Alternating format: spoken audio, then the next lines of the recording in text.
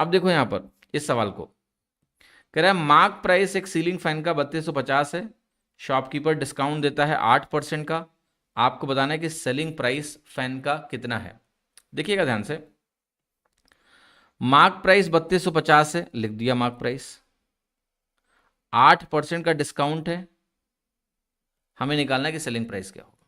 ठीक, अब देखो 8% डिस्काउंट का मतलब क्या होता है, 4% का मतलब होता है 1/25, 8% का मतलब क्या होगा, आप कहोगे 2/25, तो -8% का मतलब क्या होगा, -2/25, यानी अगर यहां 25 था, 8% घटाया तो 2 घटाया और 23 बचेगा। ठीक है, अब देखना ध्यान से, अगर 25 यूनिट 3250 के बराबर है तो 1 यूनिट किसके बराबर है, आप कहोगे 25 इंटू 13 325 होता है, तो 130 के बराबर होगा। एक चीज का हमेशा ध्यान रखना बेटा, कुछ प्रोडक्ट्स बहुत इंपॉर्टेंट हैं, 25 इंटू 8 ध्यान होना चाहिए, 25 इंटू 12 आपकी मेमोरी में होना चाहिए, 25 इंटू 16 आपकी मेमोरी में होना चाहिए, और 25 इंटू 20 तो सबकी मेमोरी में होता है, ये लिखूंगा ही नहीं मैं ठीक है।